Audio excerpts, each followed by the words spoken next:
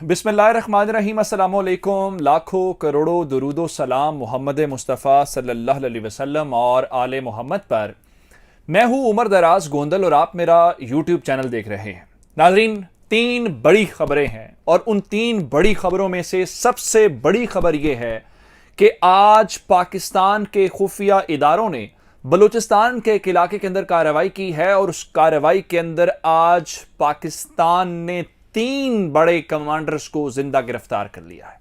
जब आखिरी बार एक ऐसी कार्रवाई हुई थी तो मैंने आपको बताया था कि जब जिंदा गिरफ्तारियां होती हैं तो उनका एक खास मतलब और मकसद होता है और फिर उसका रिजल्ट थोड़ा मुनफरिद निकलता है।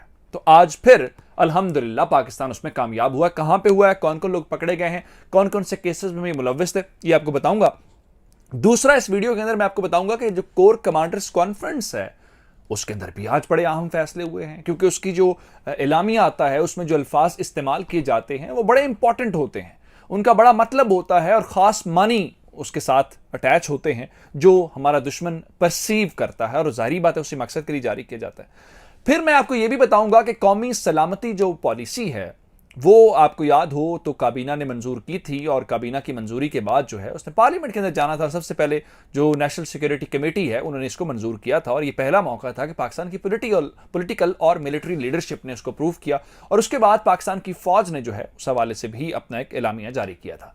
ये तमाम तफसीलात इस वीडियो का हिस्सा होंगी, लेकिन अगर आपने अभी तक चैनल सब्सक्राइब नहीं किया और आप चाहते हैं कि आपको मुस्तनद और बरवक्त खबरें मिलती रहें तो हमारा चैनल सब्सक्राइब कर लीजिए, बेल आइकन के ऊपर क्लिक कर लीजिए ताकि हमारी आइंदा आने वाली वीडियोस बर वक्त आप तक पहुंच रहे। मैं आगाज सबसे पहले कोर कमांडर्स कॉन्फ्रेंस से करना चाहता हूं। उसकी वजह यह है कि आज जो ताज़ा तरीन ब्रीफिंग्स पाकिस्तान की मुख्तलिफ कोर्स के कमांडर्स को दी गई है वो ऑपरेशन रद्दुल फसाद के मुतल्लिक दी गई है। और ऑपरेशन रद्दुल फसाद का मतलब यह है कि पाकिस्तान के अंदर या पाकिस्तान से बाहर या वो तमाम लोग जो पाकिस्तान में फसाद फैलाना चाहते हैं, दहशतगर्दी करना चाहते हैं या इस किस्म की कार्रवाइयों में मुलव्विस हैं, उनके खिलाफ पाकिस्तान के इदारे क्या कर रहे हैं, पाकिस्तान के इदारे क्या करने जा रहे हैं, आज मिलिट्री लीडरशिप को इस बारे में आगाह किया गया है। और इसका मतलब यह है कि पाकिस्तान की फौज जो है वो दोबारा से इन दहशतगर्दों के खिलाफ जो है वो मुतहरिक हो रही है।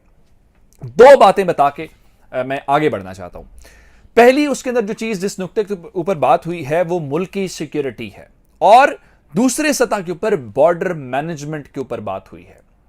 बॉर्डर सिक्योरिटी का मतलब यह है कि आप अपने मुल्क के हवाले से अंदरूनी और बैरूनी खतरात से निपटेंगे और पाकिस्तान के खुफिया इदारे एक्टिव हैं, जो आगे चल के मैं आपको बताने वाला हूं कि किस तरह उन्होंने खुजदार के अंदर कार्रवाई की है। और दूसरे लेवल के ऊपर चल के जो बॉर्डर मैनेजमेंट है, जब बॉर्डर मैनेजमेंट की बात है तो उसका मतलब यह है कि आजकल बॉर्डर मैनेजमेंट को लेके हमारे और अफगानिस्तान के दरमियान एक कशीदगी है और हम बाड़ लगाना चाहते हैं अपने उस मैनेजमेंट को बेहतर करने के लिए। वहां की जो रूलर्स है तालिबान, वो उसको रोक रहे हैं। तो इसका मतलब यह है कि आज पाकिस्तान की फौज ने जो तालिबान के साथ हमारी कशीदगी चल रही है, जो मामलात गड़बड़ हैं, उसके ऊपर तफसीलन गौर किया है और अपने कमांडर्स को भी आगाह किया है। और इस सिलसिले में पाकिस्तान ने थोड़ा अर्सा पहले ही एक नेशनल सिक्योरिटी पॉलिसी बनाई है कि हमने चलना कैसे है, हमने अपने दोस्तों को कैसे ट्रीट करना है, हमने अपने दुश्मनों को कैसे काउंटर करना है। ये सारे का सारा एक प्लान था और इस सिलसिले में नेशनल सिक्योरिटी कमेटी का इजलास हुआ था जिसमें हमने देखा chairman joint of staff committee और तीनों मुसल्लह अफवाज के सरबराह, पाकिस्तान के खुफिया इदारों के सरबराह और इसके अलावा जो पाकिस्तान के मुख्तलिफ जो वजीर हैं, जो सीनियर वजीर हैं, प्राइम मिनिस्टर साहब ने खुद इस मीटिंग को चेयर किया था। अब इस सिलसिले में तीन चीजें आपके सामने रखना चाहता हूं कि इसके कुछ पॉइंट सामने आए हैं। एक तो इसके दो हिस्से हैं। एक वो हिस्सा है जो खुफिया हिस्सा है, जारी बात है वो आवाम के सामने नहीं आ सकता, वो काबीना को मालूम है, नेशनल सिक्योरिटी कमेटी को मालूम है और उसको आप पब्लिक लेवल पे तो ये नहीं बता सकते ना कि इस मामले को हमने ऐसे करना है, ये ऑपरेशंस किए जाएंगे, ये हमारे मफाद हैं, इसको हमने अचीव करना है और ये नाकाम बनाना है। इसका मतलब ये होता है कि जो गैर खुफिया सफ़ात हैं उससे कौम को आगाह किया जा सकता है, उनको बताया जा सकता है कि जनाब ये हैं। तो 50 सफ़ात के ऊपर मुश्तमिल जो इसका दूसरा पार्ट है गैर खुफिया सफ़ात का, वो बताया गया कि जुमे के रोज़ जो प्राइम मिनिस्टर साहब हैं वो कौम को इसके ऊपर एतमाद में लेंगे और कौम के सामने लेके आएंगे। अब बहुत बातें हमने इसके ऊपर कर ली थी, लेकिन इसके तीन मेजर जो पॉइंट सामने अभी तक आए हैं उसमें पहला पॉइंट ये है कि इकॉनमी, पाकिस्तान ने अपनी मईशत को कौमी सलामती पॉलिसी के अंदर शामिल किया है। ये बहुत बड़ा शिफ्ट है पाकिस्तान की पॉलिसी में कि अब रियासती सतह के ऊपर पाकिस्तान ये समझता है कि इकॉनमी हमारा टॉप जो एजेंडा है वो होना चाहिए। दूसरा, मिलिट्री, यानी अपना तहफ़्फ़ुज़ जो है हम उसको दूसरे नंबर पे रख रहे हैं, और तीसरे नंबर पे बढ़ के हमने एक जिम्मेदार और एक फलाही रियासत होने का सबूत दिया, वो है इंसानी तहफ़्फ़ुज़ का या इंसानी हुकूक जो है उसको रियासत पाकिस्तान ने तीसरे नंबर के ऊपर निकात रखे हैं। ये तो जनाब हो गया वो चीज़ें जो रियासत करती है, लेकिन जब ये रियासत करती है तो कुछ बहुत सारे अनासर ऐसे भी होते हैं जो उसको नाकाम बनाने के लिए कोशिशें करते हैं या पाकिस्तान के खिलाफ कार्रवाइयां करते हैं, तो जारी बात है उनको उड़ाना भी बहुत ज़रूरी है। थोड़ा अर्सा पहले केच के इलाके में पाकिस्तान ने कार्रवाई की बलूचिस्तान के अंदर और 4 दहशतगर्द जिंदा गिरफ्तार किए, और मैंने उस दिन आपको बताया कि ये इसका मतलब ये है कि हालिया मनसूबे नाकाम हुए। इसका मतलब ये है कि जो मुस्तकबिल करीब में मनसूबे इन्होंने एग्जीक्यूट करने थे वो मनसूबे भी आपने पकड़ लिए।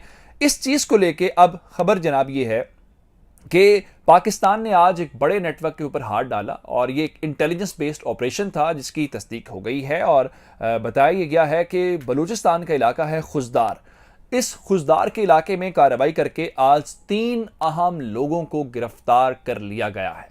जब केच के अंदर कार्रवाई हुई थी तो मैंने आपको बताया था कि शनाख्त जाहिर नहीं की जाती, उनके नाम नहीं बताए जाते, ये किस नेटवर्क के लोग हैं ये भी नहीं बताया जाता। उसके पीछे रीज़न क्या है? उसके पीछे रीज़न ये है कि उनसे जुड़े हुए जितने नेटवर्क्स हैं, उनसे आगे जितने लोग हैं, वो सारे खुफिया तौर पे कहीं ना कहीं मुंतकिल हो जाते हैं, या अपने आप को वो स्लीपर सेल्स में ले जाते हैं, या अपने आप को छुपा लेते हैं, जिसकी बुनियाद के ऊपर उनको टारगेट करना मुश्किल हो जाता है। और जब वो लोग पकड़े गए थे उसके बाद ही तहरीके तालिबान का तर्जुमान मोहम्मद खुरासानी है, उसको भी मारा गया। एक नामालूम अफराद ने मारा, हमें तो नहीं मालूम वो किसने मारा है। तो इसलिए अब ये जो 3 लोग हैं इनके मुतालिक भी कोई शनाख्त जाहिर नहीं की गई, लेकिन ये जरूर बताया गया है कि ये अहम तनसीबात को निशाना बनाने की मनसूबाबंदी कर रहे थे, और इनके कब्जे से भारी असलहा और बारूद जो है वो पकड़ा गया। अब इस बारे में एक और जो अहम कामयाबी पाकिस्तान को मिली है, एक अकरम साजिदी पाकिस्तान के एक ट्राइबल शख्सियत थी और पॉलिटिकल लीडर थे, हुआ ये कि वो कराची कोयटा जो हाईवे है, नेशनल हाईवे जिसको हम कहते हैं, उसके ऊपर सफ़र कर रहे थे, और ये पिछले साल नवंबर की बात है, आज से 2 महीने पहले की। तो उनकी गाड़ी में अचानक से जनाब ब्लास्ट होता है, और उसके अंदर वो खुद भी, उनकी जान चली जाती है, उनके साथ मजीद 2 लोग गाड़ी में सवार होते हैं।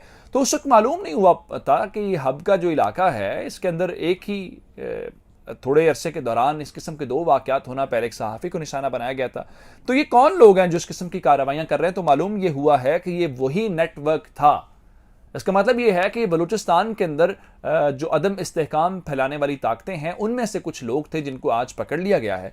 और बलूचिस्तान के अंदर जिंदा गिरफ्तारियां और किस्म के जब लोग हाथ आते हैं तो इसका मतलब ये होता है कि इंडियन इन्वेस्टमेंट डूब गई है, या हमारे वो मेहरबान ममालिक जो पाकिस्तान के सी पैक को, पाकिस्तान के गवादर को बर्दाश्त नहीं करते और वो चाहते हैं यहाँ पे गड़बड़ चले, तो वो बलूचिस्तान के अंदर बहुत ज़्यादा इन्वेस्टमेंट करते हैं।